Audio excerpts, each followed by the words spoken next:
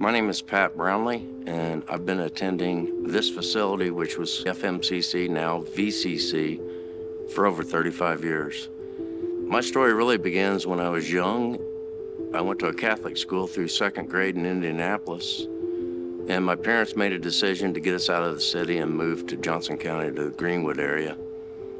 And once we moved to Greenwood, we quit going to church.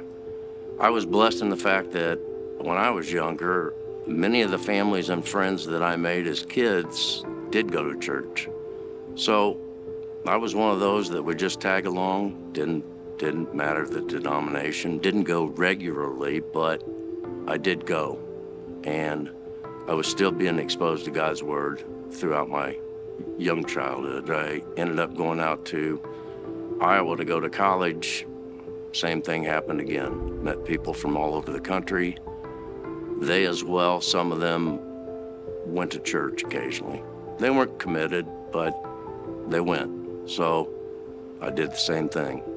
Get past that, I get home. I meet my wonderful wife, Lucy. We've been married for 43 years, have 2 children. She made the decision to find a loving, caring home for our children to attend. I gotta be honest, I was the guy that attended because, randomly again, because she had found the church. Proverbs 22:6, train up a child as he should go, even as he is old, he will not stray from it. That's not exact words, but that's the basics. And when I read that early in our attendance, I got to thinking, how am I supposed to get my children to be engaged and follow God if I'm not? So that's the point when I made the decision to attend regularly. Great decision, by the way. I started attending regularly. I started getting involved in ministries. The rest of my story really is my baptism. And in 1987, I worked at a facility that was a sales facility, and the whole group of employees on St. Patty's Day would always go down the street to a nice restaurant. Our manager would buy us dinner, and we'd have our green beers, right? At the time, I didn't realize it. I certainly realized today what was going on. It was God's intervention, but I made the decision not to go. Everybody's like, what's going on? Why aren't you going, da-da-da? I'm like, I don't know. I need to go home. I go home, I'm sitting in my recliner, kids are playing.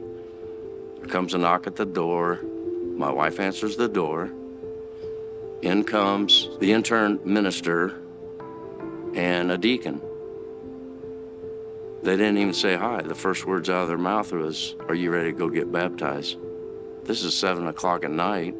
I'm like, I just stood up and said, let's go. That's all I said. I went and got baptized. From that point on, everything changed. I can truly say that after being baptized, I truly understood the meaning of what God really wants for us. Like I said, my whole life changed. I started getting even more engaged in church. I also realized after baptism that regardless of what God throws in our life, that it's all in His control. We, like many families, have had a lot of trials and tribulations. All of those things could have sent us into a depression. It could have really changed our outlook on life. But I gotta say, because of God's grace, because of our faith, it kept us grounded, it kept us focused on what was important, and that God was there for us. I truly know that's the case. Forgiveness, love, and commitment was never in my thought process or mind until baptism, and it truly does give you a sense of peace, a profound sense of peace going through that experience. I would truly encourage you to reach out and experience the different ministries at the church. It truly is rewarding and humbling to be able to get engaged with helping spread God's word. And if you think you don't have the talents to do that, you're wrong. We all have talents. All we have to do is dig deep and pray to God, and He'll help us find a way to realize our talents and use those for His purpose.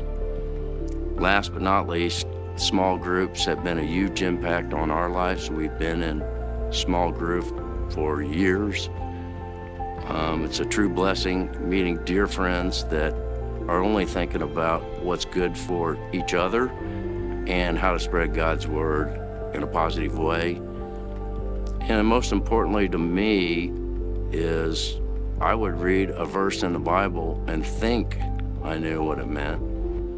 But with everybody's input and perspective on it, it truly brings out a different thought process on how to read God's word. And that's my story.